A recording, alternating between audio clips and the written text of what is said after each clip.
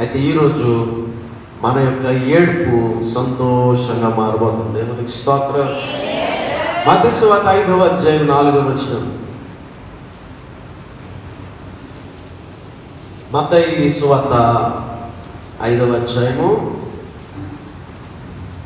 దుఃఖపడువారు ధన్యులు, దుఃఖపడువారు ధన్యులు, ధన్యులు, వారు ఓదార్చబడుదురు, వారు ఓదార్చబడుదురు. దేవునికి స్తోత్రం. హల్లెలూయా. అనగా ఏడ్చువారు ధన్యులు, వారు ఏం పొందుకుంటారంట? ఓదార్పు పొందుకుంటారు. దేవునికి మహిమ కలుగును గాక. ఈరోజు దేవుని బిడలను అవమానిస్తూ లోకం అంటున్న మాటలు ఏంటంటే, అరే ఎక్కడికి వెళ్ళినా మళ్ళీ చర్చికి వెళ్ళొద్దురా, ఈ క్రైస్తవులు ఎప్పుడు చర్చికి వెళ్ళి వారు ఏడుస్తూ ఉంటారు. ఏం చేస్తుంటారు?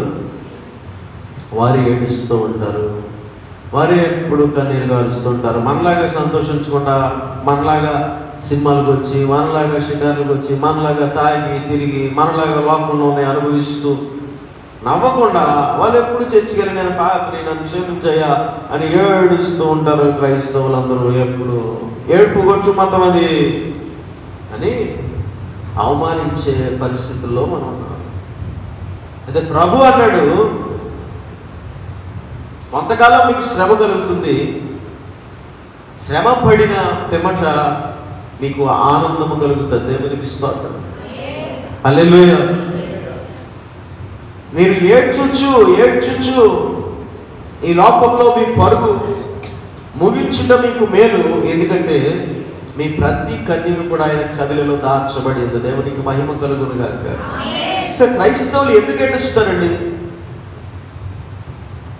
ఒక నిజమైన దేవుని బెడకు ఏడుపు ఎందుకు రావాలి? ఎప్పుడు ఆనందంగా ఉండమన్నాడు కదా ప్రభు. ఆనందంగా ఉండమని దైవజనులు కూడా చెప్తారు కదా. మరి కన్నీరేంటి? కన్నీరు వెనకాల రహస్యం ఏంటి? ఆనందంగా ఉండమని చెప్పే దైవజనులే. కన్నీటి ఆత్మను ధరించండి, దుఃఖపడివారు ధన్యులు అని ఎందుకు రెండు రకాలుగా ప్రకటిస్తున్నారు అనే అనుమానం రావచ్చు. మన సంతోషం బాహ్యంగా కనపడే, పళ్ళు గిరించుకుని నవ్వే, కింద పడి దొరలే సంతోషం కాదు. దేవునికి స్తోత్రం. ఒక నిజ క్రైస్తవుని సంతోషము, ఆనందము నా ప్రభుని చేరుకుంటాను, ఏనాటికైనా నా ప్రభుని చూస్తాను అని ఆనందించే సంతోషం. దేవునికి స్తోత్రం.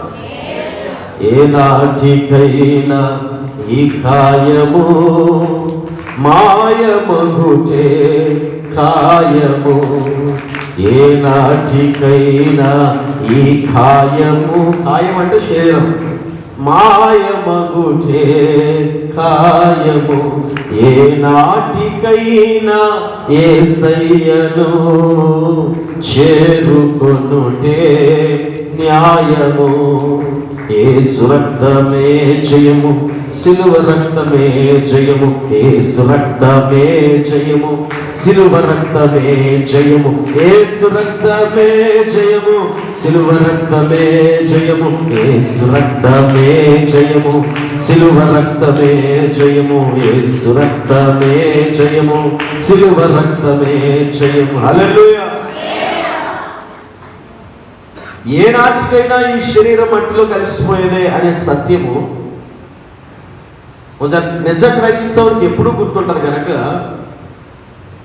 ఈ లోకంలో ఉన్న సుఖాల కొరకు, సంతోషాల కొరకు కాదు నా జీవితం. ఈ లోకంలో నాకు దక్కే సుఖంలో, నాకు దక్కే ఊరటలో కాదు నా ఆనందం. నేను కలిగి ఉన్న క్రీస్తులో నాకు ఆనందం. ఎందుకనంటే ఈ కాయమును విడిచిపెట్టిన తర్వాత ఆయనతో నేను ఉండటం ఖాయం గనక. దేవునికి స్తోత్రం. ఒక నిజ దేవుని వెంబడించే ఆయన కుమారుల లక్షణం ఏంటి అని అంటే, వారెందుకు పైకి ఏడుస్తారు, లోపల సంతోషిస్తారు అనంటే, సంతోషం నాకు పరలోకంలో స్థానం ఉంది కనుక. దేవునికి స్తోత్రం. మరి ఏడుపు ఎందుకయ్యా అంటే, ఆ స్థానాన్ని సంపాదించుకోవడానికి ఈ లోకములో నా శరీరాన్ని చంపుకుంటూ బ్రతకాలి కనుక ఏడుపు. మీకు అర్థమవుతుందా? క్రైస్తవుడు ఎందుకు హృదయమందు సంతోషించాలి? క్రైస్తవుడు ఎందుకు దేహమందు దుఃఖ దుఃఖించాలి, కన్నీరు కార్చాలంటే హృదయమందు సంతోషం, పరలోక నిశ్చయం. దేవునికి స్తోత్రం. కన్ఫర్మేషన్. మరి శరీరం దుఃఖం ఎందుకు? అపోస్తలుడైన పౌలు అంటాడు, మీ అందరికీ బోధించిన పిమ్మట నేను భ్రష్టుడిని అయిపోదునేమో అని యోచించి నా శరీరమును నలగొట్టుకొనుచున్నాను అంటున్నాడు. దేవునికి స్తోత్రం. మీ అందరినీ రక్షణలోకి నడిపించి దైవజనుడైన నేను పాడైపోయి పాపంలో పడిపోతానేమో, నా శరీరాన్ని నల్లగొట్టుకుంటున్నాను. నా శరీరంలో దేవుడు ముళ్ళు పెట్టాడు, నాకు అనారోగ్యం పెట్టాడు, దాన్ని నేను అనుభవిస్తున్నాను అంటున్నాడు అపోస్తలుడైన పౌలు. దేవునికి స్తోత్రం. కారణం ఏంటి? పరలోక నిశ్చయం దొరికింది, కానీ పరలోక ప్రవేశం మన క్రియల మీద ఆధారపడి ఉంటుంది. దేవునికి మహిమ కలుగును గాక. పరలోక నిశ్చయం దొరికింది, పరలోక ప్రవేశం ఎవరి క్రియల మీద? మన క్రియల మీద. నువ్వు గొర్రెపిల్ల వివాహ మహోత్సవాన్ని ఆహ్వానించబడ్డావు, ఆహ్వాన పత్రిక నీ దగ్గర ఉంది, కానీ వస్త్రము లేకపోతే లోపలికి రానేమని అంటున్నాడు. ప్రభు ఏమన్నాడు, రే మన ప్రజలందరినీ వివాహానికి పిలువురా అన్నప్పుడట తన సొంత ఇంటి వారు ఎవరు కూడా పెళ్ళికి. అప్పుడు ఏమన్నాడు, అరే వీధి గుమ్మం దగ్గరికి వెళ్ళి వీధిలో కనపడుతున్న ప్రతి ఒక్కడిని పిలిచాడు వివాహానికి అన్నాడు. దేవునికి స్తోత్రం.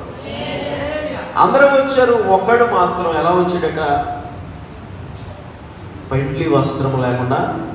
వాడిని చూసి వీడిని తీసుకెళ్ళి వెలుపట్టి చీకట్లో ఆహ్వానం దొరికింది అడిగి, కానీ ఏం లేదు, వస్త్రం లేదు. ఇప్పుడు మీ అందరికీ పరలోక నిశ్చయిత ఉంది, మీరందరూ పరలోక వారసులే. దేవునికి స్తోత్రం. మీరు ప్రభు నమ్ముకున్నారు కనుక, బాప్తిసం ద్వారా సంఘంలో చేర్చబడ్డారు కనుక మీ అందరికీ పరలోక పౌరసత్వం ప్రభు ఇచ్చాడు. కానీ ప్రవేశం ఉందా లేదా? ఆ ప్రవేశం కొరకే దేవుని బిడ్డలు ఏడుస్తారు. ఎప్పుడు ఆ ప్రవేశం? రక్షణ వస్త్రం తెల్లగా ఉన్నప్పుడు ప్రవేశం. దేవునికి స్తోత్రం. హల్లెలూయా. ఇప్పుడు ఎందుకు దేవుని బిడ్డలు ఎంతగా దుఃఖపడతారు ఈ లోకంలో? ఇన్ని శ్రమలు ఎందుకు క్రైస్తవులకి? ఇంత పర్సిక్యూషన్ ఎందుకు? ఇంత హింస ఎందుకు? ఇన్ని దోషణ మాటలు ఎందుకు? ఇన్ని నిందలు ఎందుకు? కొన్ని స్వస్థతలైన రోగాలు ఎందుకు? హృదయాన్ని కోసే మాటలు ఎందుకంటే అవి నీ మంచి కొరకే. దేవునికి స్తోత్రం. ఆ రోగం ఉన్నప్పుడు, ఆ శ్రమ ఉన్నప్పుడు, ఆ నింద ఉన్నప్పుడు, ఆ అవమానం ఉన్నప్పుడు నువ్వు పాపంలో పడకుండా దేవుని సన్నిధిలో శరీరమును అణుచుకొనుటకు, శారీరక ఉద్రేకాలను అణుచుకొనుటకు, వీటిని భరించుటకు శక్తి కోసం ప్రభు దగ్గరికి వెళ్ళి ఏడుస్తావు. దేవునికి స్తోత్రం. నిజమైన దేవుని బిడ్డ ఎప్పుడు కూడా కన్నీటి అనుభవంలో ఎదుగుతూ ఉంటాడు. నేను దేవుని సన్నిధిలో ఏడ్చి ఎన్నో వారాలైందండి, లేదా ఎన్నో నెలలైందని అని ఎవరైనా చెప్తే ఖచ్చితంగా వాడు దేవుని ఆత్మకు దూరం అయిపోయినోడు అని అర్థం చేసుకోవాలి. నిజంగా నువ్వు దేవుని విడవైతే, నువ్వు ఆయన సన్నిధిలో ఏకాంత ప్రార్థనలో మోకరించగానే నీ కళ్ళల్లోంచి నీళ్లు రావాల్సిందే. దేవునికి స్తోత్రం. కారణం నీ శారీరక బలహీనత ఏంటో నీకు తెలుసు, నీ ఇంట్లో ఉన్న ఇబ్బంది ఏంటో నీకు తెలుసు, నీ భర్త యొక్క పరిస్థితి నీకు తెలుసు, నీ భార్య పరిస్థితి నీకు తెలుసు, నీ బిడ్డల పరిస్థితి నీకు తెలుసు, నీ ఇరుగు పొరుగు వాళ్ళ యొక్క ఆత్మీయ స్థితి నీకు తెలుసు. కనుక నువ్వెప్పుడు కన్నీరు విడిచి మొరపెట్టే వాడివిగా దానవుగా ఉంటావు దేవుని సన్నిధిలో. కారణం ఇప్పుడు దుఃఖపడువారు ధన్యులు. దేవునికి స్తోత్రం. ఇప్పుడు ఏడ్చువారు ధన్యులు. వారు ఖచ్చితంగా దేవుని యొక్క వారసత్వం కలిగిన వారు. వారు ఖచ్చితంగా పరలోకంలో ప్రవేశమునకు యోగ్యత కలిగిన వారు. దేవునికి మహిమ కలుగునుగాక. అయితే ఈ లోకము చూసినప్పుడు మనలను అవమానిస్తారు. ఎందుకురా ఆ ఏడుపు కొట్టి మతంలోకి వెళ్ళావు, ఎందుకురా ఏడుస్తున్నావంటే చెప్పాలి వాడికి, నేను ఏడిసేది నీ కొరకేరా. ఒక ఉగ్రత దినం రాబోతుంది. ఆ రోజు నువ్వు నరకంలోకి వెళ్తే నేను పరలోకంలోకి వెళ్తున్నప్పుడు నేను చూసి నాకు ఎంతో బాధ కలుగుతుంది. నువ్వు ఆ ఉగ్రతను తప్పించుకోవాలని నేను ఏడుస్తున్నాను. దేవునికి స్తోత్రం. నేను ఏడ్చేది నా భర్త కోసం, నేను ఏడ్చేది నా భార్య కోసం, నేను ఏడ్చేది నా కుటుంబం కోసం, నేను ఏడ్చేది నా బిడ్డల కోసం. నువ్వైతే ఎవరు ఎటైనా పోనీ అని నీ స్వార్థం చూసుకుని, నా తమ్ముడు ఎటైనా పోనే, నా అన్న ఎటైనా పోనే, నా బంధువులు ఎటైనా పోనే, నా స్వార్థం, నేను నా పిల్లలు 3 పూటల తిండి అని దౌర్భాగ్య బ్రతుకులో ఉన్నావు. కానీ యేసు ప్రభు నమ్ముకున్నాం మేము. దేవునికి స్తోత్రం. మా తోటి వారు నశించుకోకూడదని, మేము పరలోకాన్ని చేరుకోకుండా ఆగిపోకూడదని, మా వస్త్రం నల్లగా అయిపోకూడదని, పరిశుద్ధతలో మేము వెనక్కి తగ్గకూడదని, పాపములో పడి దేవుని ఎదుట దోషులుగా నిలబడకూడదని, మమ్మల్ని నమ్మి రక్షణ అనుగ్రహించిన దేవుణ్ణి మోసము చేయకూడదని, మా మీద ఆశలు పెట్టుకున్న దేవుణ్ణి అన్యాయము చేయకూడదని, దేవుని సన్నిధిలోను మందిరమును బయట ఆవరణములోను, బయట పల్లెలోను, పట్టణములోను, పనిలోను, ఉద్యోగములోను ఈ బిడ్డ నన్ను మహిమపరుస్తాడని మా దేవుడు ఆశయం పెట్టుకున్నాడు. దేవునికి స్తోత్రం. ఈ బిడ్డ నన్ను మహిమపరుస్తుందని మా దేవుడు ఆశ పెట్టుకుని నన్ను పిలిచాడు, పరిశుద్ధ సంఘములో చేర్చుకున్నాడు. ఎప్పుడు ఆయన ఆశను మేము పాటు చేయకూడదు. ఎప్పుడు ఆయన ఆశను మేము నిరాశ చేయకూడదు. వేషధారులుగా ఆయన ముందు మేము కనబడకూడదని మా శరీరము రకరకాలైన పాపముల కొరకు వెంపర్లాడుతూ లాగుతుంటే దీనితో పాపం చేయలేక, అలాగనే దీన్ని జయించలేక మేము ఏడుస్తున్నాం. మేము ఏడ్చిన ప్రతిసారి మా దేవుడు వచ్చి మాకు జయమిస్తున్నాడు. దేవునికి స్తోత్రం. ఎందుకు ఏడవాలి? దేవుని సన్నిధిలో ఎందుకు దుఃఖించాలి? ఎందుకు రోధించాలయ్యా అని అంటే ఈ శరీరం పైన విజయం కొరకు, విస్తారంగా పాపం చేయడానికి అవకాశాలు ఉన్న ఈ లోకములో పరిశుద్ధంగా బ్రతకాలంటే శరీరం ప్రేరేపిస్తున్నప్పుడు పాపం చేసేసి ఇష్టానుసారంగా బ్రతికేసి తిరిగి వచ్చి దేవుని దగ్గర ఏడవడం కాదు. కానీ పాపము చెయ్యమని శరీరం ప్రేరేపిస్తుంటే పాపము చెయ్యకుండా దేవుని సన్నిధిలో ఏడవడమే. దేవునికి స్తోత్రం. పాపము చేయమని ఆలోచన ప్రేరేపిస్తుంటే, పాపము చేయమని నీ తోటి వారు ప్రేరేపిస్తుంటే పాపము చేయకుండా దేవుని సన్నిధిలో మోకరించి ఏడవాలి, కన్నీరు విడవాలి. ప్రభువా, దీన్ని ఎలాగైనా జయించాలి, నాకు సహాయం చేయండి అయ్యా. రంగురంగుల ఈ లోకములో ఫోన్ ఆన్ చేస్తే, టీవీ ఆన్ చేస్తే, రోడ్డు మీదకి వెళ్ళి గోడల మీద చూస్తే ఎలాగైనా నీ ఆలోచనలో ఒక పాపకు తలపు పెట్టుటకు అన్ని రకాల సాతాను సిద్ధము చేసిన ఈ లోకంలో నివసిస్తున్నావు కనుక ఆ లోకము నీ హృదయంలోకి రాకుండా ఉండాలంటే ఏం జరగాలో తెలుసా? నీ కళ్ళల్లో ఎప్పుడు కన్నీరు ఉండాలి. దేవునికి స్తోత్రం. కన్నీటి ప్రార్థన అనుభవం ఉండాలి. నీ మీద కన్నీరు ప్రవహిస్తూ ఉండాలి. కన్నీటి నది ప్రవాహం ఉండాలి. అప్పుడు ఏది వచ్చినా అది నీ కన్నీటిలో కొట్టుకెళ్ళిపోవాలి బయటికి, కానీ నీ హృదయం దాకా రాకూడదు. దేవునికి స్తోత్రం. నీ క్రియలతో ప్రతి పాపము చేయనివ్వకూడదు. అందుకొరకే ఈ ఏడుపు, అందుకొరకే ఈ దుఃఖం. కొన్నిసార్లు ప్రభువే రకరకాలైన పరిస్థితుల ద్వారాగా నిన్ను దుఃఖ సముద్రంలోకి నెడతాడు. దేవునికి స్తోత్రం. నిన్ను ముంచివేయడానికి కాదు, నిన్ను సురక్షితంగా ఆయన నావలో దాచి ఒడ్డుకి చేర్చడానికి. దేవునికి మహిమ కలుగును గాక. ఆ దుఃఖం లేకపోతే నువ్వు పాడైపోతావు, ఆ శ్రమ లేకపోతే నువ్వు పాడైపోతావు. ప్రభు నమ్ముకున్నానని చెప్తారు కదా, ఎందుకురా మీకు అన్ని శ్రమలను ఎవరిని అడిగితే ఆ శ్రమ మాకు ఆశీర్వాదమయ్యా. ఎందుకొరకంటే ఆ ఏడుపు మాకు ఆశీర్వాదం. ఎందుకొరకంటే ఆ ఏడుపు, ఆ దుఃఖము, ఆ శ్రమ లేకపోతే ఈ వాటికి ఎప్పుడో కొమ్ములు తిరిగి సత్యమైన మార్గంలో నుంచి పక్కకి వెళ్ళిపోయే వాళ్ళం. ఆ శ్రమ ఉంది కనుకే మా జీవితంలో ప్రార్థన ఉంది, ఆ దుఃఖము ఉంది కనుకే మా జీవితంలో ఈ ఏడుపు ఉంది, ఆ సమస్య ఉంది కనుకే మా జీవితంలో ఈ ఉపవాసం ఉంది.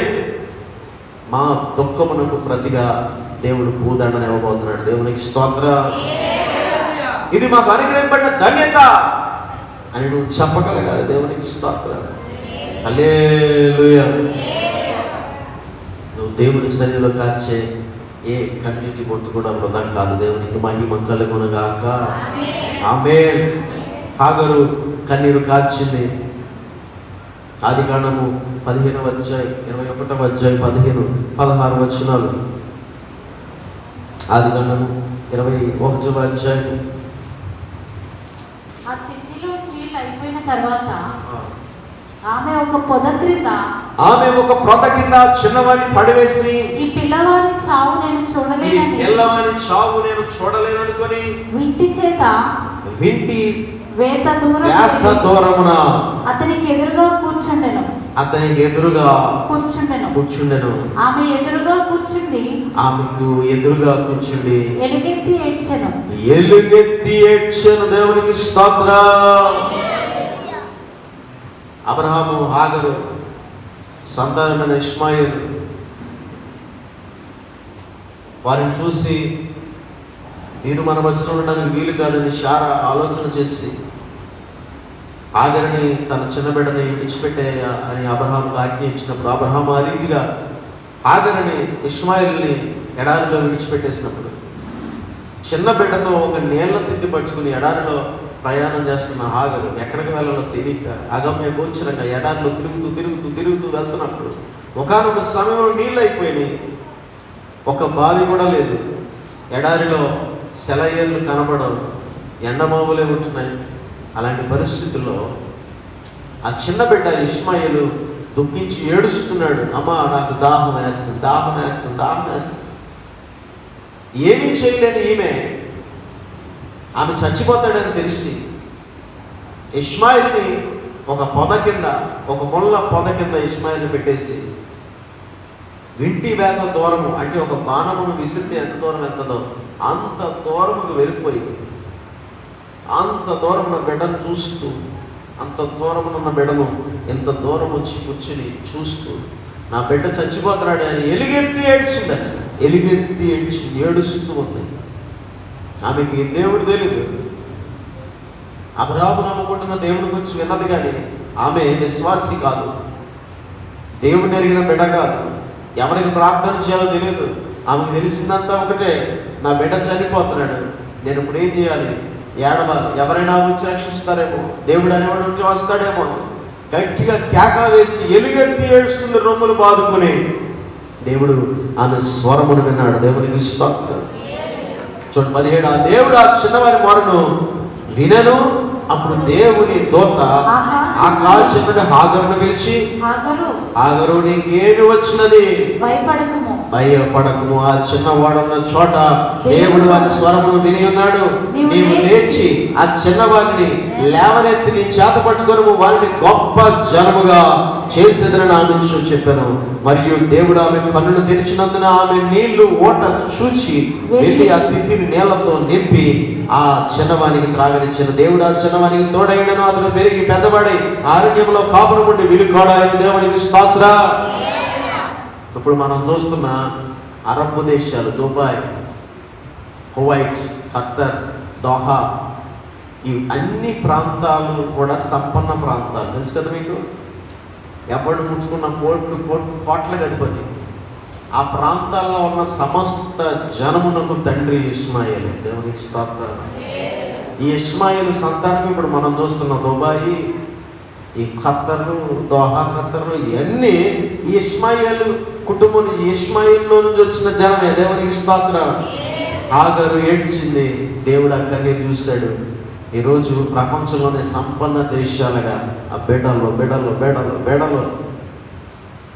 డబ్బులో మునిగి తేలుతున్నారా? దేవునికి స్తోత్రం. హల్లెలూయా. కారణం ఏంటంటే ఒక తల్లి ఏడుపు. నీ ఏడుపు ఈ ఒక్క దినము కొరకు కాదు, తరములకు ఆశీర్వాదంగా ఉండబోతుంది. దేవునికి స్తోత్రం. నీ పిల్లలకి ఏదైనా ఆస్తి దాచి ఉంచాలంటే ఇల్లు కొనడాలో బంగారం దాయడమో కాదు. జాగ్రత్తగా వినాలి మాట. నీ పిల్లలకు నువ్వు ఈ లోకంలో ఏదైనా చేయగలగాలంటే ఒక కన్నీటి సముద్రం వారి కొరకు తయారు చేయి. దేవునికి స్తోత్రం. 19 బిడ్డల కొరకు ఉద్యోగాలు చేస్తారు, అవి చేస్తారు, కానీ ఎప్పుడైనా నీ బిడ్డల రక్షణ కొరకు, నీ బిడ్డల దేవుళ్ళు ఎదగడం కోసం, నీ బిడ్డల సంరక్షణ కొరకు ఏడ్చావా దేవుని సన్నిధిలో అంటే అవివే ఇప్పుడు ఏడవలేదండి. పిల్లకి దెబ్బ తగిలితే ఏడుతాడు, పిల్లకి బాగోపోతే ఏడుతాడు. కానీ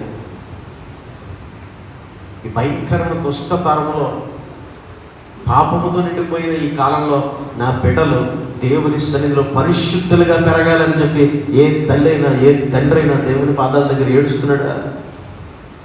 ఏడుస్తుందా? ఆ ఏడుపు లేదు. నా బిడ్డలు సంతృప్తిగా ఉండాలి. ఆడికో ఫిక్స్డ్, దీనికో ఫిక్స్డ్, ఆడికొకలోను ఈడికొకలోను, ఆమెకు బంగారం, వీడికి చదువు, వీడు బాగా చదివించేస్తే బీటెక్ చేయించేస్తే డాక్టర్ చదివించేస్తే వాళ్ళే బతుకుతారులే. ఇంజనీర్ అయినా డాక్టర్ అయినా కోట్ల సంపద వారి కోసం నువ్వు దాచి ఉంచినా నువ్వు చచ్చిపోతావు, నీ పిల్లలు చచ్చిపోతారు. అది సత్యం. దేవునికి స్తోత్రం. కానీ పాపం అంటకుండా నీ బిడ్డలు పెరగాలి అంటే అది కేవలము నువ్వు వారి కొరకు కాచే కన్నీరు మీద ఆధారపడి ఉంటావు. దేవునికి స్తోత్రం. హల్లెలూయా. తరములకు దీవెనగా ఉండాలంటే ఎలిగెత్తి ఆడవలసిన అవసరం ఉంది. దేవునికి మహిమ కలుగునుగాక. ఎంత భయంకరం ఉంది ప్రపంచం, ఎంత భయంకరంగా పెరుగుతున్నారు పిల్లలు. 6th క్లాస్ 7th ఆలోచనలో చెడిపోయి ఇష్టానుసారంగా తయారైపోతున్నారు కదా. నీ పిల్లలు బయటికి వెళ్ళి చదువుతున్నప్పుడు, ఉద్యోగాలు చేస్తున్నప్పుడు, ఆయా ప్రాంతాలకు వెళ్తున్నప్పుడు ప్రభా పాపము నా బిడ్డలకు అంటకుండా ఉండాలంటే ప్రభా నీ శరీరం ఏడుస్తున్నా, నా కన్నీరు జ్ఞాపకం చేసుకో అని చెప్పి ఎంతమంది ఏడుస్తున్నారు? ఆ స్పృహ లేదు. నేను పరలోకం వెళ్ళాలి, నా బిడ్డలను పరలోకం తీసుకోవాలంటే స్పృహ లేదు. ఎంతసేపు వాడు సెటిల్ అవ్వాలి, వాడు ఉద్యోగం చేయాలి, వాడు పెళ్లి చేయాలి, ఆమె పెళ్లి చేయాలి, ఉన్నతంగా వెళ్ళిపోవాలి. అది ఎన్ని అసలు అవుతుంది?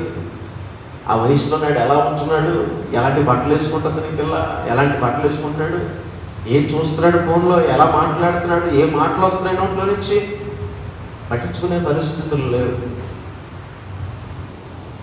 తండ్రి ముందే ఈరోజు ఆడపిల్లలు మీరు చూస్తే సిటీలో కానీ టౌన్లో తల్లిదండ్రుల ముందే వారు వేసుకునే బట్టలు చూస్తే మనకు అసహ్యంగా ఉంటుంది. వారి తల్లిదండ్రులు చక్కగా అదేదో గొప్పగా ఘనతగా వారిని ఆ బట్టలలో తీసుకెళ్తున్నారు. అలాంటి పరిస్థితుల్లో మనం కూడా ఉన్నాం.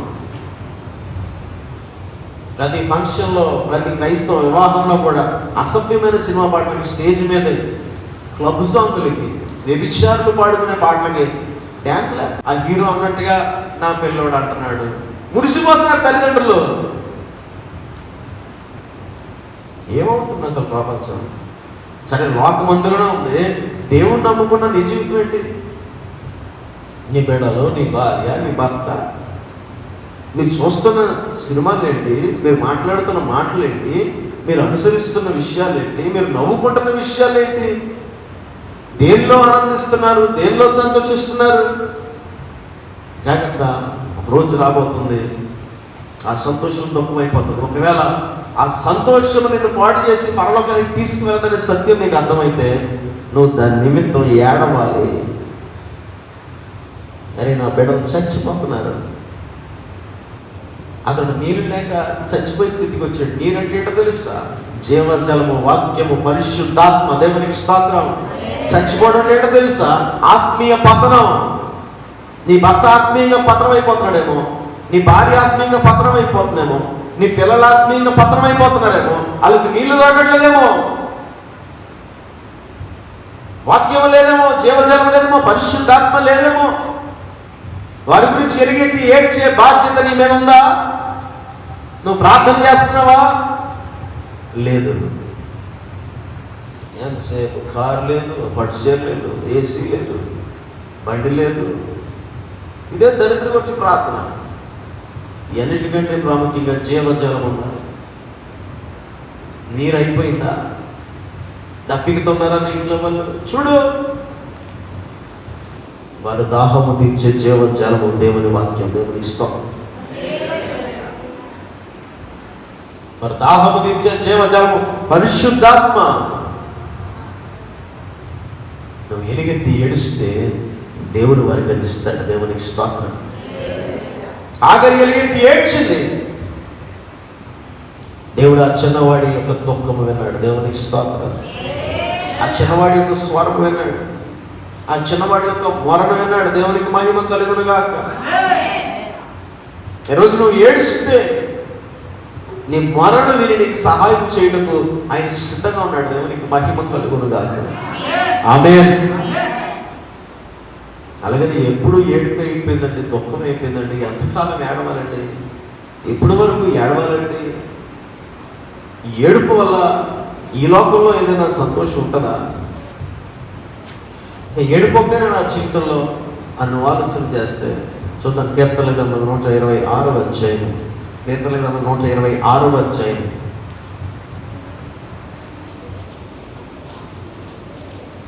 నూట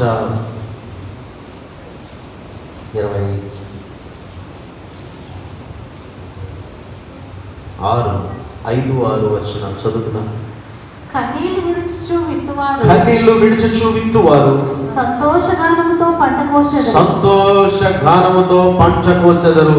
పిడికెడు విత్తనములు చేత పట్టుకొని ఏడ్చుచు పోవు విత్తువాడు సంతోషగానము చేయుచు పనలు మోసుకొని వచ్చును. దేవునికి స్తోత్రం. హల్లెలూయా. మీరు కన్నీళ్లు విడుస్తున్నాము, దుఃఖము ఏడుస్తున్నామని బాధపడుతుంటే ప్రభువుకి ఇస్తున్న వాగ్దానం ఏంటో తెలుసా? మీరు సంతోష గానముతో పంట కోసే కాలం వచ్చింది. దేవునికి స్తోత్రం. మీరు దుఃఖించండి, ఏడవండి, మంచిది. మీ కన్నీరు వృధాగా పోదు. పిడికెడి విత్తనములు కన్నీరు విడిచుచు విత్తువాడు సంతోషగానము చేయించు పనులు మోసుకొని వస్తాడు. దేవునికి స్తోత్రం. నువ్వు ఎంత కన్నీరు విడిచావో అంత ఆశీర్వాదం కోస్తావు. ఇక్కడ కోస్తావు, అక్కడ కోస్తావు. దేవునికి స్తోత్రం. హల్లెలూయా. నీ దుఃఖమునకు సమాధానం లేదని ఎప్పుడు అనుకోవద్దు ప్రియ దేవుని బిడ్డ. మన దేవుడు దేన్నైనా చూసి ముఖం తిప్పుకునేవాడేమో కానీ తన బిడ్డలు కన్నీరు గారిస్తే మాత్రం ఆయన ముఖము తిప్పుకోలేదు. దేవునికి స్తోత్రం. తన బిడ్డలు కన్నీరు గారిస్తే మాత్రం వినకుండా ఉండలేడు, జవాబు ఇవ్వకుండా ఉండలేడు, ప్రతిఫలం ఇవ్వకుండా ఉండలేడు. దేవునికి స్తోత్రం. ఎందుకంటే బైబిల్ గ్రంథంలో కన్నీరు గార్చిన ప్రతిసారి జవాబు వచ్చింది. దేవునికి మహిమ కలుగునుగాక. హిజ్కియా చచ్చిపోతాను అని చెప్పిన తర్వాత ప్రవక్త ఇంకా రాజ్య మందిరం దాటక ముందే హిజ్కియా ఏం చేసిందట? తన ముఖము గోడ వైపు తిప్పుకుని ఏడ్చాడు. ప్రవక్త సగం దూరం వెళ్ళకముందే వెనక్కి వచ్చేసాడు. దేవుడు నాతో మాట్లాడు, హిజ్కియా నీ ఆయుష్ను పొడిగిస్తున్నాడు. దేవునికి స్తోత్రం. నీ ఆశీర్వాదానికి ఒక రహస్యమే కన్నీరు. దేవునికి స్తోత్రం. మార్గదర్శిలోను ముత్తూట్ ఫైనాన్స్లోను కట్టిన చిట్ ఫండ్ కాదు నీ బిడ్డలకు ఆధారం. దేవుని పాదాల చెంత, దేవుని సన్నిధులను కాచిన కన్నీరే, ఆ డిపాజిటే తిరిగి వస్తుంది. దేవునికి స్తోత్రం. నువ్వు చిట్టేసిన మార్గదర్శి ఎప్పుడో ఎత్తేయచ్చు. ముత్తూట్ ఫైనాన్స్ వాడు పారిపోవచ్చు. పారిపోలేదా? బ్యాంకులు దివాలా తీలేదంటారా? తీలేదా దివాలా? ఏంది బ్యాంకులు తీసేదా చరిత్రలో? నువ్వు చీటీలు వేసినాడు, చీటీలు పాడేసుకుని పారిపోవచ్చాడు. నువ్వు దాచుకున్న బంగారం దొంగలించబడచ్చు. కానీ దేవుని సన్నిధిలో నువ్వు కార్చే ఏ కన్నీరు పొట్టు కూడా వృధాగా పోదు. దేవునికి స్తోత్రం. నీ పిల్లల కొరకు, నీ కుటుంబం కొరకు నువ్వు చేసే డిపాజిట్ ఏదైనా ఉందంటే అదేంటది? కన్నీరు. దేవునికి స్తోత్రం. నువ్వు ఎంత దేవుని సన్నిధిలో నీ బిడ్డల కోసం ఎడుతావో ఆశీర్వాదం నీ బిడ్డల వరకు వెళ్ళిపోద్ది. దేవునికి మహిమ కలుగును గాక. ఆమేన్. నువ్వు కార్చిన కన్నీరికి సంతోషకరం అనే పంట సిద్ధంగా ఉంది. నువ్వు పిడికెడు విత్తనాలు విత్తితే చాలు, ఓల్డ్ అని పనులు మోసుకొస్తావు. దేవునికి మహిమ కలుగును గాక. ఆమేన్. దేవుని సన్నిధిలో కన్నీటి ఆత్మ కొరకు మీరు అడగండి. ప్రభువా, ఎంత పాడైపోయినా జీవితం, ఎంత పాపంలోకి వెళ్ళిపోయినా నేను, ఎంతో భయంకరంగా మారిపోతున్నా నా ఇంట్లో పరిస్థితులు, నాకు మాత్రం కన్నీరు రావట్లేదు ప్రభువా. నువ్వు గమనించాలి. నీ హృదయం బండరాయి అయిపోయిందను, బద్దలవనంతా. మీ రాయలసీమలో ఉంటాయి కదా, నా బండ్లు పెద్ద చూడ బయట బండ ఉంది, దాన్ని ఎక్కడికి జరపలేకపోతున్నాం, అంత బరువు ఉంటుంది. అది గట్టిగా సుఖ తీసుకుంటున్నా సరే బాగా అంత లావు నీ హృదయం అలా ఉందేమో, బండరాయేమో. ప్రభు దగ్గరికి వెళ్ళాడు, ప్రభా ఈ బండరాయిని పగలగొట్టాయా, దేవునికి స్తోత్రం. కన్నీటి ఆత్మను దయచేయి, కన్నీటి అభిషేకమును దయచేయి, దేవునికి స్తోత్రం. నా హృదయాన్ని సున్నితము చేయి, నా రాతి హృదయాన్ని తీసివేసి మాంసపు గుండెనికి. ప్రభు అన్నాడు, రాతి హృదయం తీసివేసి నీకు మాంసం గుండెని ఇస్తానన్నాడు. దేవునికి మహిమ కలుగును గాక. నువ్వు ప్రభు సన్నిధిలో ఏడవాలి. చూడు లూకా సువార్త, యోహాను సువార్త 16వ అధ్యాయం.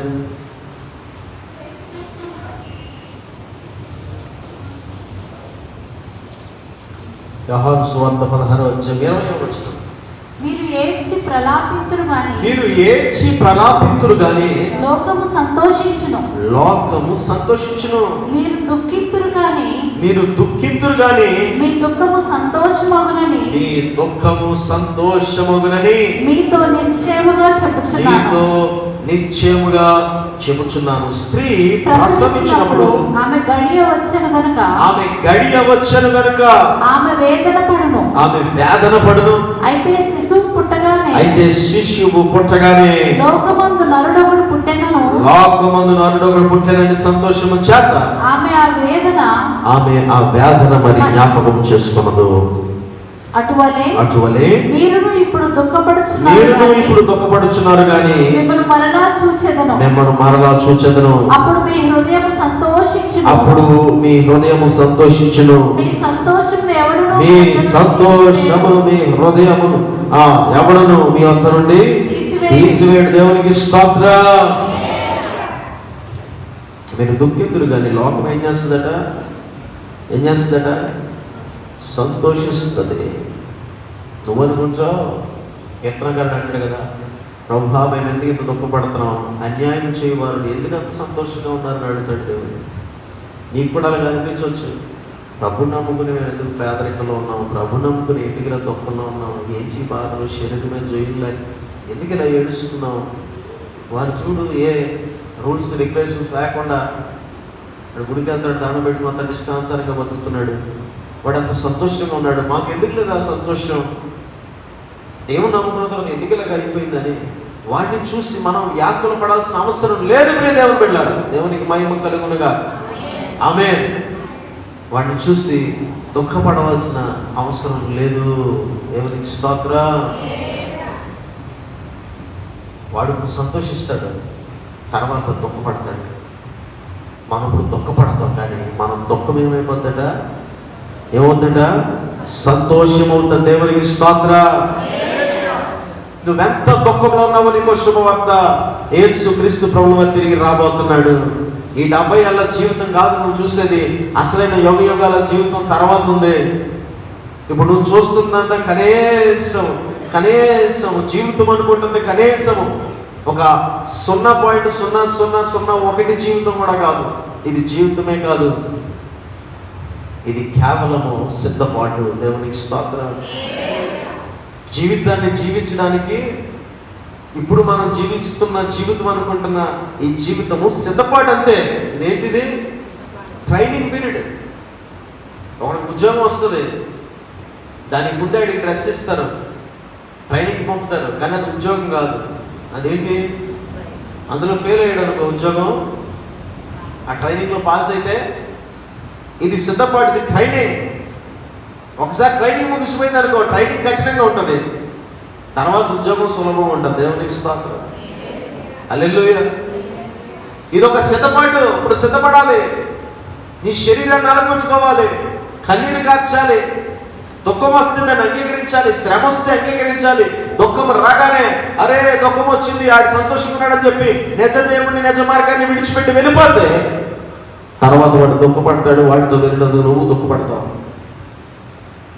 ఈ దుఃఖములో, ఈ శ్రమలో, ఈ బాధలో, ఈ కన్నీరులో స్థిరముగా ఉండి ఇది నాకు దక్కిన భాగ్యం, రాబోతున్న జీవితం కొరకు నాకు దేవుడిస్తున్న సిద్ధపాటుని గ్రహించి ఈ దుఃఖములో స్థిరంగా ప్రభుని వెంట పెట్టుకుని ఉంటే నీ దుఃఖము సంతోషంగా మారుస్తాడు. దేవునికి స్తోత్రం. హల్లెలూయా. నీ దుఃఖము సంతోషమగునని ఆయన నిశ్చయముగా చెప్తున్నాడు. దేవునికి మహిమ కలుగునగాక. ఆమేన్. మరి మనం ఈ దుఃఖంలో, ఈ ఏడుపులో సంతోషగానాలు చేయాలా? ఈ దుఃఖంలో, ఏడుపులో ఏడుపు కొచ్చి మాటలు మాట్లాడాలా? చెప్పండి. లోకమైతే దుఃఖం వచ్చినప్పుడు వారి మాటలు, వారి ప్రవర్తన అంతా కూడా చాలా ఏడుపుగా, దుఃఖముగా, బాధగా ఉంటుంది. కానీ దేవుని బిడ్డలకు దుఃఖం వచ్చినప్పుడు వారి ప్రవర్తన సంతోషంగా మారుతుంది. దేవునికి స్తోత్రం. వారి మాటలో ఆనందం కలుగుతుంది, వారి ముఖంలో నవ్వు కలుగుతుంది, కళ్ళలోంచి నీళ్ళు వస్తూనే ఉంటాయి, పెదవులు నవ్వుతూ ఉంటాయి. దేవునికి స్తోత్రం. హల్లెలూయా. పురుషోత్తం చౌదరి గారని ఒక కర్ణాటకకి సంబంధించిన బ్రాహ్మణుడు మన ఆంధ్రప్రదేశ్తో కీర్తనలో ఎన్నో పాటలు ఆయన రచించాడు. ఎన్నో పాటలు. అతను కర్ణాటక మొదలుకొని ఆంధ్రప్రదేశ్ మీదుగా చెన్నై కాలినడకను వెళ్ళి సువార్త ప్రకటించి అనేకులను మన తెలుగు రాష్ట్రాల్లో తెలుగు నేర్చుకుని తెలుగులో సువార్త ప్రకటించి అనేకులను ఆయన దేవుని మరి పాదాల చెంతకు చేర్చాడు. అనేకమైన పాటలు రాశాడు. ఆయన ఇలా సువార్త ప్రకటించి తిరిగి కర్ణాటక వెళ్ళి వారి ఇంటికి వెళ్ళినప్పుడు వారు బ్రాహ్మణుడు దేవుడిని నమ్ముకున్నాడనే నెపముతో వారి ఇంటికి వచ్చినప్పుడు వారి భార్య అతను లోపలికి వస్తుంటే తలుపేసేసిందంట.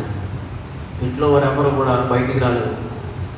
ఎంత పాడు పని చేస్తావు, కులం తక్కువ దేవుడిని నమ్ముకున్నావు, నువ్వు మన కులంలో ఉండడానికి పనికిరా, నువ్వు ఇంటికి రాక వెళ్ళిపో అన్నప్పుడు ఆయన అరుగు మీద కూర్చుని ఏడుస్తూ, వెళ్ళిపోతానులేమ్మా, నేను చాలా దూరం నుంచి ప్రయాణం చేసి వచ్చాను, కొంచెం అన్నం ఉంటే పెట్టు, కొంచెం ఆకలేస్తుంది, కొంచెం ఆహారం ఉంటే పెట్టు అని అడిగినప్పుడు వాళ్ళ భార్య బయటికి వచ్చి గిన్నెతో అంత పులిహార తీసుకొచ్చి రోడ్డు మీద ఒక ఆవు పేడ వేస్తే ఆ పేడ మీద పులిహార పెట్టి వచ్చి తినన్నట. ఎక్కడ? పేడ మీద పులిహార పెట్టి వచ్చి తినన్నట్టు. అప్పుడు పురుషోత్తం చౌదరి గారు ఆ పేడ దగ్గర కూర్చుని ఆ పేడ మీద ఉన్న పులిహారను తీసుకుని దేవుని స్తుతించి తింటూ ఒక పాట రాశాడంట. ఆ పాటే ఈలాటిదా యేసు ప్రేమ నన్ను తూలానాడక తనదు చాలి చూపినదా, ఈలాటిదా యేసు ప్రేమ. హల్లెలూయా. ఆయన జరిగిన సంఘటన ఏంటి, రాసిన మాట ఏంటి? దేవునికి స్తోత్రం. హల్లెలూయా. ఇంకో పాట కూడా రాసిందట. ఆ పాట ఏంటంటే, యెహోవా నా తండ్రి కాదా, యేసుడు నా అన్న కాడా, యెహోవా నా తండ్రి కాడా, యేసుడు నా అన్న కాడా. యూట్యూబ్లో మీరు ఎన్ని ఆంధ్రప్రదేశ్తో కీర్తనలు కొడితే ఈ పాటలన్నీ వస్తాయి. దేవునికి మహిమ కలుగును గాక. ఆమేన్. అంటే ఈ లోకంలో అందరూ నన్ను విడిచిపెట్టిన నా ప్రభువే నన్ను విడిచిపెట్టకుండా నన్ను ఆదరించే నిజమైన తండ్రి అని ఆనాడు పురుషోత్తమ చౌదరి గారు కానీ, మొంగమూరు దేవదాసయ్య గారు కానీ, ఇంకా చాలామంది దేవుని వెంబడించిన వారు అద్భుతమైన పాటలు రాశారు. దేవునికి మహిమ కలుగును గాక. వారి కుటుంబాలన్నీ వారిని వెలివేసినాయి. అయినా ప్రభుని విడిచిపెట్టకుండా కన్నీటితో, దుఃఖంతో వారి కాలాన్ని వెలబుచ్చారు. ఎందుకంటే వారి దుఃఖము సంతోషం అవబోతుందని వారికి తెలుసు. దేవునికి స్తోత్రం.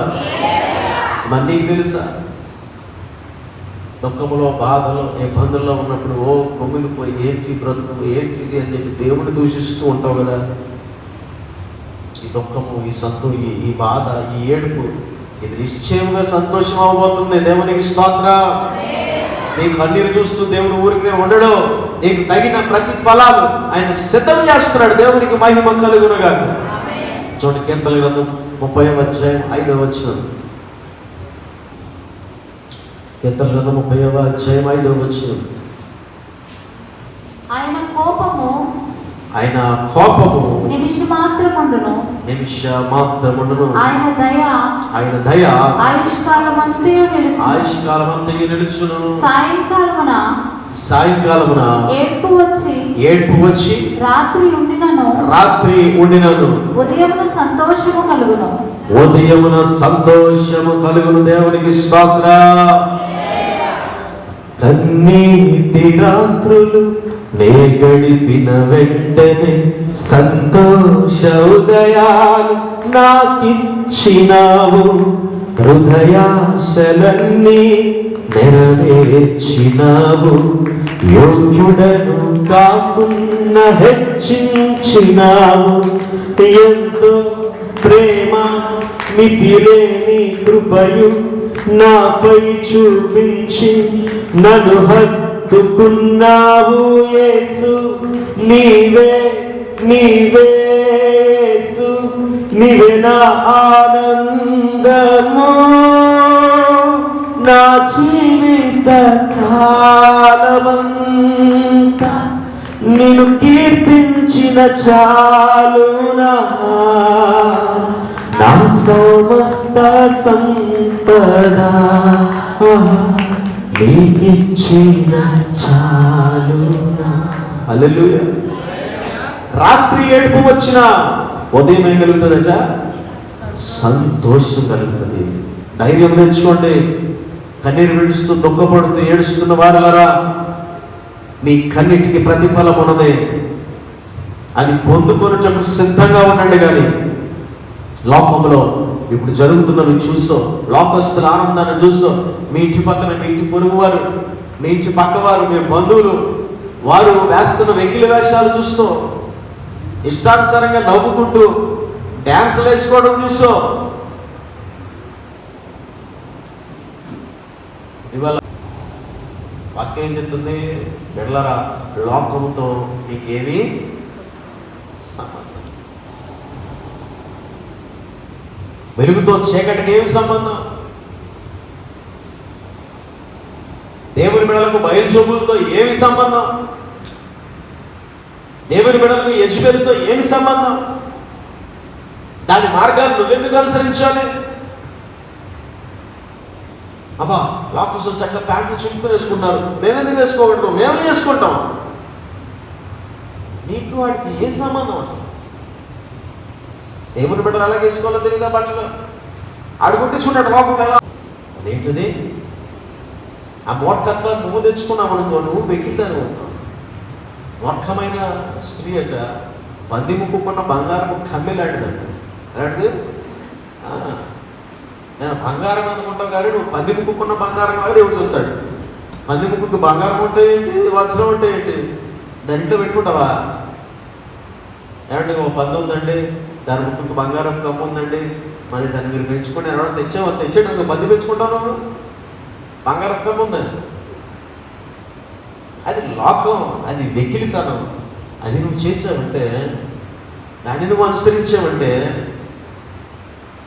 దానికి నీకు వ్యత్యాసం లేదంటే నువ్వు ఎటు వెళ్ళిపోతున్నావు? నీ పరిస్థితి ఎలా మారిపోతుంది? దేన్ని అనుసరించి నువ్వు జీవిస్తున్నావు? దేవుని సన్నిధిలో ఒకసారి నువ్వు కొలత వేసుకుని ఏడవలసిన పరిస్థితి ఉంది. దేవునికి స్తోత్రం. సంతోషించాల్సిన విషయాలు కాదు ఇవి. ఒక సినిమాలో డైలాగ్ వస్తే మన పిల్లలు స్కూల్కి వెళ్ళి ఆ డైలాగ్ నేర్చుకుని వచ్చి ఇంటికి వచ్చి ఆ డైలాగ్ చెప్తుంటే బాబా అది చెప్పు అని చప్పట కొడతామేమో.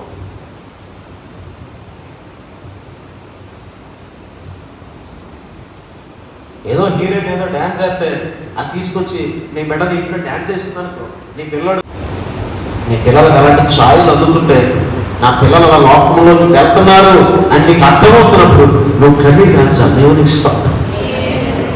నా భర్త లోకస్తులు అయిపోతున్నాడు, భార్య లోకస్తురాలు అయిపోతుంది. వ్యర్థమైన లోకంలో ఉన్న సోపులు వస్తున్నాయి మా ఇంట్లోకి, అలాంటి బట్టలు వస్తున్నాయి మా ఇంట్లోకి, అలాంటి మాటలు వస్తున్నాయి మా ఇంట్లోకి, అలాంటి చేతలు వస్తున్నాయి మా ఇంట్లోకి అన్నప్పుడు నువ్వు కన్నీరు కాచు. నీ కన్నీరు నాట్యముగా చేసే దేవుడు ఉన్నాడు. దేవునికి స్తోత్రం. హల్లెలూయా. ఒకవేళ నీకు నువ్వు చేతులారా చేసుకున్న దాన్ని బట్టి తెచ్చుకున్న కొన్ని సమస్యలు మనం ఏడుస్తుంటే జాగ్రత్తగా వినాలి. కొన్నిసార్లు మన జీవితాల్లో కన్నీరు దేని వల్ల వస్తుంది అంటే మనంతటా మనమే చేతులారా దేవుణ్ణి కాదనుకుని నమ్మకమైన దేవుని విసర్జించి కృతజ్ఞత లేని వారమే తెగించి చేసిన కొన్ని తప్పిదాల వల్ల ఎవరు కూడా ఓదార్చలేనంత దుఃఖం చాలామంది వారి కుటుంబాల మీద తెచ్చుకుంటారు. భయంకరమైన భయంకరమైన భయంకరమైన శాపము వారి కుటుంబం మీద తెచ్చుకుంటారు. దేవుని యొక్క కోపం రగులుకుంటారు కొన్ని కార్యాల వల్ల. అది ఏ కార్యమైనా అవనివ్వండి. ఎదటివాడిని మోసం చేయడమా, నమ్మిన వాడిని ముంచడమా, నీకోసం కష్టపడిన వాడిని అవమానించడమా, ఏదైనా సరే చేయకూడని పని తెగించి చేసినప్పుడు, ఆజ్ఞ అతిక్రమించినప్పుడు దేవుని యొక్క కోపం రగులుకుంటుంది. ఆ కోపము రగులుకోవడం వలన కొంత శాపం, దుఃఖము, భయంకరమైన పరిస్థితులు కుటుంబంలో వస్తాయి. అలాంటి పరిస్థితులను చాలా మంది ఏడుస్తూ ఉంటారు. అంటే ఎందుకు చేశాను ఈ పాపం, ఎందుకు చేశాను ఈ పరిస్థితి, ఎందుకు చేశాను ఇది, దేవుని కోపానికి నేను పాత్రుడైపోయానే అని ఏడుస్తూ ఉంటే నీకు శుభవార్త. ఆయన కోపము ఎంతవరకు ఉంటుందట? ఎంత? నిమిషం మాత్రమే. దేవునికి స్తోత్రం. నువ్వు కన్నీరు విడిస్తే ఆ కోపం నిమిషంలో అయిపోతుంది. దేవునికి మహిమ కలుగును గాక. ఒకవేళ నువ్వు కన్నీరు విడవకపోతే, నువ్వు చేసింది నువ్వు అంగీకరించి ఏడవకపోతే, నువ్వు చేసిన దాన్ని తెలుసుకుని ఆయన సన్నిధిలో రోధించకపోతే ఆయుష్కాలం అంతా ఉంటుందేమో. దేవుని కోపం నిమిషం ఉన్నా చాలు మనం గతించుకోవడానికి. ప్రభు సన్నిధిలో ఏడ్చి అయ్యా దయ చూపించాలని అడిగితే, ఒకవేళ తెలిసి తెలియగా మీలో ఎవరైనా అలాంటి పాపం చేసి దేవుని కోపము తగిలించి తద్వారా వచ్చిన శాపం వల్ల దుఃఖపడుతుంటే మీకు శుభవార్త. ఆయన కోపం నిమిషం మాత్రమే. ఆయన కృపను కోరుకోండి. ఆయుష్కాలం అంతా నేను కోరుస్తాను. దేవునికి స్తోత్రం. హల్లెలూయా. మీ దుఃఖము సంతోషం అవుతుంది, మీ ఏడుపు నాట్యంగా మారుతుంది. సంతోష హృదయాలు ప్రభు మీకు ఇవ్వబోతున్నాడు. దేవునికి మహిమ కలుగును గాక. అప్పటి దుఃఖపడుతున్న వారి ద్వారా మీరు ధన్యులు. మీరు నిరాశపడద్దు, లోకమును చూసి వ్యాకుల పడద్దు. ఆశీర్వాదం పొందుకునే ముందే పరలోక నివాసులుగా మారి నలుగురిని పరలోకానికి తీసుకువెళ్లే ముందే మీరు ఏడ్చి దేవుని సన్నిధిలో కనిపెట్టండి తప్ప వ్యాకుల పడి మనసులో నొచ్చుకుని దేవుడిని విడిచిపెట్టద్దు. దేవదోషకులు అవ్వద్దు, దైవ సేవకులను దూషించొద్దు, తోటి విశ్వాసాన్ని దూషించొద్దు, క్రైస్తవ్యాన్ని దూషించొద్దు. అది మీకు తగదు. ఇదంతా ఏడుపు కొట్టు మాతో. ఇందులో మేము సుఖంగా ఎప్పుడు ఏడుస్తూనే ఉన్నామని చెప్పి వాళ్ళు వచ్చి కొంతమందిని ప్రభావితం చేసే ప్రయత్నాలు చేస్తున్నారు. వారికి తెలియదు వారి దుఃఖము సంతోషంగా మారేందే వారు సంతోషమని ఆ దుఃఖమును విడిచిపెట్టి దుఃఖముగా మారే సంతోషంలోకి వెళ్ళారు. ఆ సత్యం వారు తెలుసుకోలేక బయటికి వెళ్ళిపోయారు. అయితే ఈ సత్యం మనకు అందుతుంది. దేవుడు లేకుండా సంతోషించడం కంటే దేవుడిని కలిగి ఉండడం, ఏడవడం మంచిది. దేవునికి స్తోత్రం. దేవుడు లేని సంతోషము కంటే దేవుడు కలిగి ఉన్న దుఃఖమే మనకు లేదు. సంతోషించు, నీ ఫలం అధికమవుతుంది. దుఃఖించి ఏడు, ఎప్పుడు నీ సంతోషం ఎవరి నుంచి తీసి వేయకుండా దేవుడిని దీవించబోతున్నాడు. దేవునికి మహిమ కలుగును గాక. ఒక చక్కని వాక్యాన్ని తీసుకుని మనం ఈ వాక్యాన్ని ముగించేద్దాం. చూడండి, యెషయా గ్రంథం 61వ అధ్యాయము 3వ వచనం. యెషయా గ్రంథం 61వ అధ్యాయము 3వ వచనం. సియోనులో దుఃఖించు వారికి ఉల్లాస వస్త్రములు ధరింపచేయుటకును బూడిదకు ప్రతిగా బూదగను, దుఃఖమునకు ప్రతిగా ఆనంద తైలమును, భారభరితమైన ఆత్మకు ప్రతిగా స్తుతి వస్త్రమును వారికి ఇచ్చుటకు ఆయన పంపినాడు. యెహోవా తను బయలుపరుచుకున్నట్టు నీతి అను మస్తకి వృక్షములనియు యెహోవా నాటిన చెట్లనియు వారికి పేరు పెట్టబడును. దేవునికి స్తోత్రం. హల్లెలూయా. దుఃఖిస్తూ నీ తూర్పును విడుస్తున్న వాళ్ళకు దేవుడు ఇస్తున్న చక్కని వాగ్దానం. నీకు ఉల్లాస వస్త్రములు ధరింపజేశాడు దేవుడు. దేవునికి స్తోత్రం. దుఃఖములకు ప్రతిగా ఆనంద తైలంతో మనల్ని అభిషేకించాడు. దేవునికి మహిమ కలుగును గాక. భారభరితమైన ఆత్మకు ప్రతిగా స్తుతి వస్త్రమునిచ్చాడు. దేవుని స్తుతించే వారిగా చేశాడు. భూమిలకు ప్రతిగా భూపండను. దేవునికి మహిమ కలుగును గాక. ఇప్పుడు మీరు ఎలాంటి పరిస్థితుల్లో ఉన్నారు, ఎలాంటి పరిస్థితుల్లో కుమిలిపోతూ ఏడుస్తూ ఉన్నా గమనించండి. మీరు కలిగి ఉన్న దేవుడు మీ దుఃఖమును ఆనంద తైలముగా మార్చబోతున్నాడు. దేవునికి స్తోత్రం. ఆయన మార్చే ఉన్నాడు నమ్మాలి. మా పరిస్థితులు దేవుడు ఆశ్చర్యకరంగా కట్టాడని నమ్మాలి. మీరు కోరుకుంటున్న వాటిని పొంది ఉన్నారని నమ్మాలి. దేవునికి స్తోత్రం. హల్లెలూయా. ఎందుకనగా మీరు యెహోవా నాటిన చెట్లు. దేవునికి స్తోత్రం. ఆయన సంఘంలో యెహోవా నాటిన చెట్లు మీరు బాగా వేళ్ళు స్థిరపడిపోవాలి. విశ్వాసంలో వేరు మారాలి. తుఫాన్ వచ్చినా, వరద వచ్చినా, ఎంత పెద్ద ఉరుము వర్షం వచ్చినా వేరు తగిన వాడు నిలబడతాడు. దేవునికి స్తోత్రం. నువ్వు యెహోవా నాటిన చెట్లు వెళ్తే వేరు తను కిందకి వెళ్ళు, ఇంకా దుఃఖించు, ఏడు, కన్నీరు కార్చు. నువ్వెంత వేరు తన్ని ఎంత కన్నీరు కారుస్తావో దాన్ని బట్టి ఫలం అంత స్థిరముగా వస్తుంది. దేవునికి మహిమ కలుగును కాదు. అంత రుచికరంగా ఉంటుంది. ఇంకా ఎవరు వ్యాకుల పడి నీకు దొరికిన ఈ సత్యాన్ని, ఈ సంతోషాన్ని విడిచిపెట్టదు. నేను ఎందుకు చెప్తానంటే మ్యానిపులేషన్ ఎక్కువైపోయింది. దేవుని బిడ్డలకు ఎలాగైనా పాడు చేయాలని రకరకాలైన వాక్యంలో ఉన్న రకరకాల రెఫరెన్స్లు వాడుకుని వాక్యం తెలియనివ్వాలి. 4-5 కొటేషన్లు పట్టుకుని లోతు తన పిల్లలతో పాపం చేస్తాడు. లోతు తన పిల్లలతో బైబిల్ దగ్గర నేర్పిస్తుంది. తండ్రి పిల్లలతో పాపం చేయమని చెప్పిన గ్రంథం నువ్వు ఎలా చదువుతున్నావు అని ప్రతి ఒక్కరు. అసలు బైబిల్లో లోతు తన పిల్లలతో పాపం చేసినట్టు ఉందా? ఉందండి. లోతు పాపం చేశాడు పిల్లలతో. కనీసం మనం ఎక్కడే ధ్యానం చేస్తాం. లోతుకి మద్యాన్ని తాగించి వాళ్ళ పెద్ద కుమార్తె ఏమవుతుందంట చిన్నదాంతో, సర్వలోక మర్యాద చొప్పున పోగుంటకు ఈ లోకంలో పురుషుడు లేడు కనుక మనం తండ్రితో క్షీణించి బిడలను కందుము రా అని అక్క చెల్లితో చెప్పి ప్రోత్సహించిందంట. లోతుగా విషయం తెలియదు. బిడలు చేసిన పాపం కారణం ఇక ప్రపంచంలో అంతా నాశనం అయిపోయిందేమో అనుకున్నారు. కారణం ఎత్తైన పర్వతం మీదకి వెళ్ళలేదు. కనబడుతున్న సమీపంలో ఉన్న పర్వతం మీదకి వెళ్ళలేదు. ఎత్తైన పర్వతం మీదకి వెళ్ళుంటే సజీవంగా ఉన్న అబ్రహాం పొలం కనపడేది. మనుషులు ఉన్నారని వారి దగ్గరికి వెళ్ళిపోయారు. దేవుడు ఎక్కమన్న పర్వతం ఎక్కకుండా వీరికి నచ్చిన పర్వతం ఎక్కారు కనుక దాని ఎత్తు అంత ఎత్తుగా లేదు కనుక చుట్టూ బూడిదైపోయింది కనుక వీరనుకున్నది సొదొమ గొమొర్రా ఒక్కదాన్ని కాదు నాశనం చేసింది. మొత్తం ప్రపంచంలోనే ఉన్న ఊర్లన్నీ నాశనం అయిపోయి మిగిలింది మా నాన్న మేమిద్దరం అనుకున్నారు కనుక ఆదిలో ఇద్దరే మిగిలినప్పుడు వరుసలు ఏమి కాదు కదా, మన సంతాన్ని అభివృద్ధి చేసుకున్నామని వారికి వచ్చిన ఆలోచన జనవరి తప్పు చేశారు. లోతు చేయలా. అది దుష్టాలోచన. ఆ దుష్టాలోచన కూడా పొరపాటు వల్ల వచ్చింది.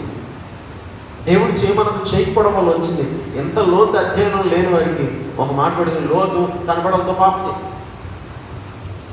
అరాకొరగా ఉన్న క్రైస్తవులు మీరు ఏమంటారు? అవును కదా, తండ్రి పిల్లలతో పాపం చేసిందా మనం చదువుతున్నాం. అక్కడ జరిగింది ఏంటిరా? చదువు ఒకసారి. నీతిమంతుల జాబితాలో లోతు పేరు కూడా దేవుడు రాయించాడు. దేవునికి స్తోత్రం. ఆ వాక్యం కూడా రాయించాడు. అక్క వచ్చినప్పుడు పిల్లలు వచ్చినప్పుడు ఏం రాయించాడు?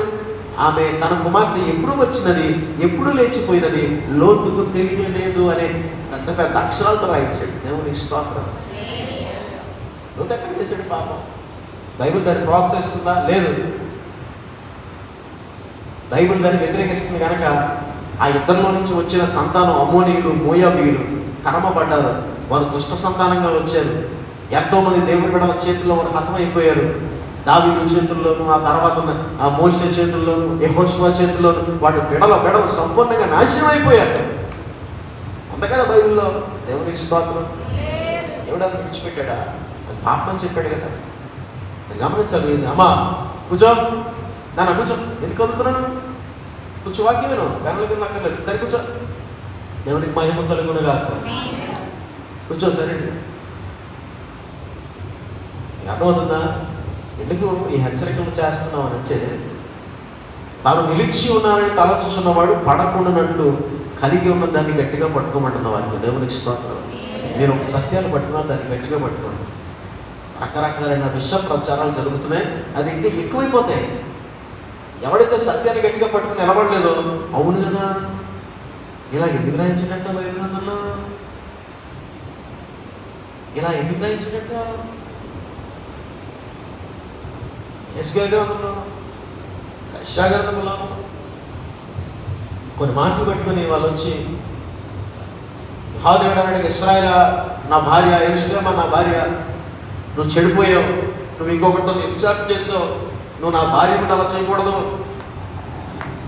నేను ఇంకా అన్యుల చేతికి అప్పగిస్తాను, నేను పాడు చేయటకు వారి చేతికి అప్పగిస్తానని యెహోవా దేవుడు పలికిన మాట తీసుకుని ఏంటి యెహోవా దేవుడు తన భార్య వేరే వాళ్ళతో పాపం చేస్తే తన భార్యని ఇంకొకరి చేతికి అప్పగించి వారితో పాపం చేసేలాగా విడిచిపెడతానంటాడా? ఎంతకంటే వ్యభిచారం ఉందా అంట. యెహోవా దేవుడికి భార్య ఏంటి? అది ఒక పోలిక.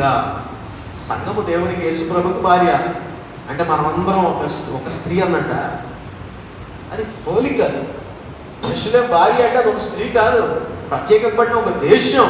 నువ్వు నాకు భార్య లాంటి దాన్ని, నువ్వు పాపం ద్వారా విచారం చేసావు కనుక లోకమునికి నీకు అప్పగిస్తాను, వారి బానిసత్వాన్ని నేను అప్పగిస్తాను అని దేవుడు చెప్తున్న మాట.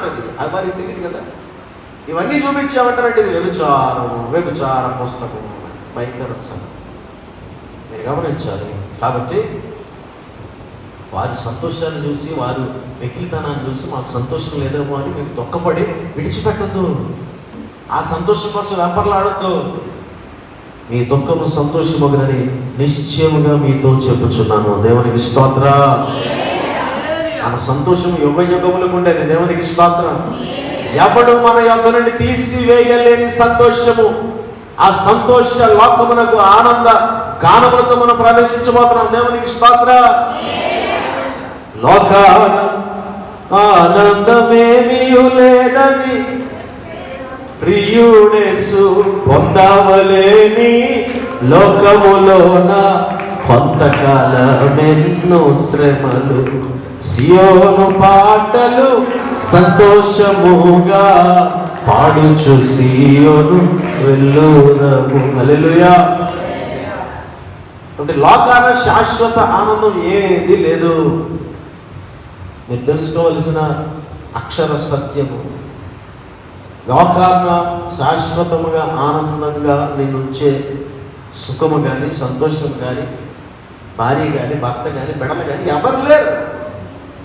ఒక వయసు వరకు నీ బిడ్డల వల్ల నీకు సంతోషం, తర్వాత దుఃఖమే. ఒక వయసు వరకు నీ భార్య వల్ల నీకు ఆనందం, తర్వాత దుఃఖమే. ఒక వయసు వరకు నీ భర్త వల్ల నీకు సంతోషం, తర్వాత ఏంటంటే ఈ లోకంలో నీకు సంతోషించేది ఏది లేదు. ఒక వయసు వరకు భోజనం వల్ల, తిండి వల్ల నీకు సంతోషం, తర్వాత షుగర్ వస్తుంది, తింటే చచ్చిపోతామంటారు. నువ్వు ఇష్టంగా తినే గులాబ్ జామ్ షుగర్ తిన్నా తినగలవా? ఒకరు తిని సంతోషిస్తానంటే షుగర్ కొట్టేసేమో అయిపోతావు, టపా కట్టారు. కాబట్టి తిండి ఆనందం ఏది సంతోషం శాశ్వతం? శాశ్వతమైన ఆనందం మనం కలిగి ఉన్నది ఏంటో తెలుసా? మన దేవుడు. దేవునికి స్తోత్రం. కాబట్టి దుఃఖము కలిగినప్పుడు మీరు ఆనందించండి. మరలా చెప్పుతున్నాం, ఆనందించండి. కారణం మీ దుఃఖము నిశ్చయముగా సంతోషం అవబోతుంది. దేవునికి స్తోత్రం. కాబట్టి కన్నీరు విడవండి, కన్నీటి ఆత్మను పొందుకోండి. ఇంకా మర్శించిపోతున్న మన గ్రామాల కొరకు, మన బంధువుల కొరకు, మన బిడల కొరకు లోక మాలిన్యము ఏమాత్రం మన ఇంటికి అంటుతుందేమో మీరు గమనించి మీ భర్తలు, మీ భార్యలు, మీ బిడలను లోకము అంటకుండా కాపాడుకున్నటకు విశ్వాసులైన మీరు అందరూ ఏం కార్చాలి? కన్నీరు కార్చాలి. సంతోష వస్త్రం దేవుడు మీకు ఇవ్వాలంటే కన్నీరు కార్చాలి. రక్షణ వస్త్రం పవిత్రంగా ఉండాలంటే కన్నీరు కార్చాలి. పెళ్లి వస్త్రముతో ప్రభుని ఎదుర్కోవాలంటే కన్నీరు కార్చాలి. కన్నీరు కార్చే అనుభవంలో మేము లేవు అంటావా? కన్నీటి ఆత్మ కొరకు ప్రభుని అడుగు. లేదండి కన్నీటి అనుభవంలో ఉన్నాం, చాలా దుఃఖంతో ఉన్నాం, దేవుడి కోపాన్ని రేపామంటావా? నీకు శుభవార్త, నీ దుఃఖ దినములు సమాప్తమగును. దేవునికి స్తోత్రం. హల్లెలూయా. నీ దుఃఖ దినములు సమాప్తమైపోయినాయి. నీకు నిత్యానందం ఇచ్చినప్పుడు దేవుడు సిద్ధంగా ఉన్నాడు. విశ్వాసమును కోల్పోకు. నువ్వు కలిగి ఉన్నదాన్ని గట్టిగా పట్టుకో. యుగ యుగాలు ఆయనతో కలిసి రాజ్యం వెళ్ళబోతున్నాం. ప్రభు వచ్చి కృప మనందరికీ అనుగ్రహించును గాక. మోకరిస్తాం, ప్రార్థనలో ఏకీభవిద్దాం.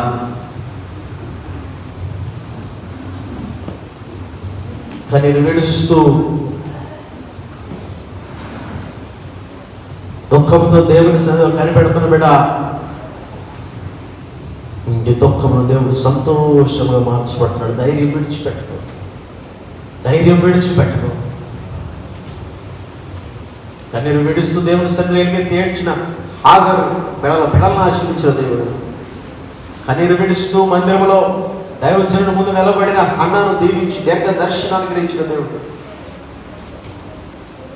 నీ కన్నిటికి బదులుగా పూదండం ఇవ్వబోతున్నాడు.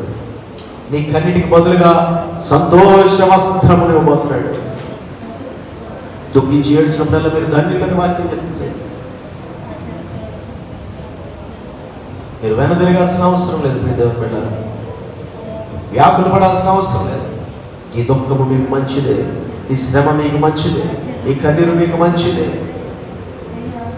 ఈ కారు కార్చాల్సిన కన్నీరు మిగిలిపోయిందేమో నీ కుటుంబం కొరకు, అది కూడా కార్చేసాయి. ఈ పాడు లోకంలో, ఈ ఆకర్షణ లోకంలో నువ్వు ఇంకా ఇంకా ఇంకా కన్నీరు కార్చాలేమో దేవుని సన్నిధిలో కార్చేసాయి. మనస్సులో వేదన ఎంతో ఉంటుందని అనుకున్నారు. నా బ్రతుకులో కష్టమెంతో ఉంటుందని తలపోసారు. నీలా ఆలోచిస్తే అవి నీ పాదాల చెంతకే కదా. నీలానే నాలోచిస్తే నా యేసయ్య పాదాల చెంతకే కదా.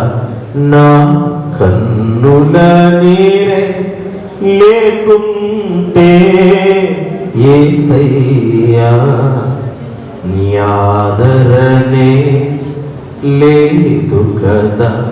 నా కన్నుల నీరే లేకుంటే యేసయ్యా నీ ఓదార్పే లేదు కదా.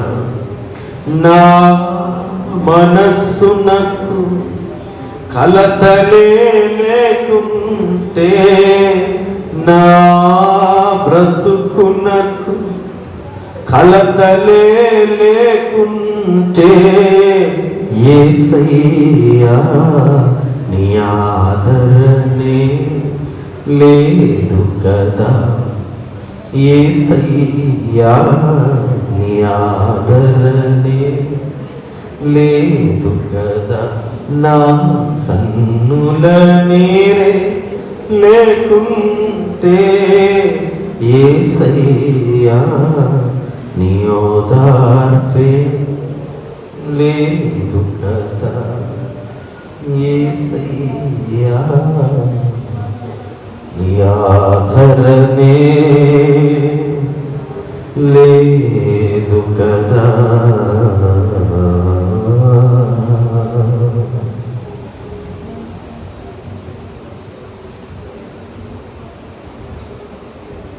మహాగరుడ మహోన్నతుడైన కృపగలిగిన తండ్రి, మీకు స్తోత్రాలయ్యా. ఈ ఆదివారం దీవెనకరంగా మంచిన గురించినందుకు నేను స్తుతిస్తున్నాను, కనపరుస్తున్నాను తండ్రి. అయ్యా, నేను రాత్రి మమ్మల్ని హెచ్చరించారు, ఈ రోజున మమ్మల్ని ఆదరిస్తున్నారయ్యా. మా కన్నీరు మాకెంతో విలువైందని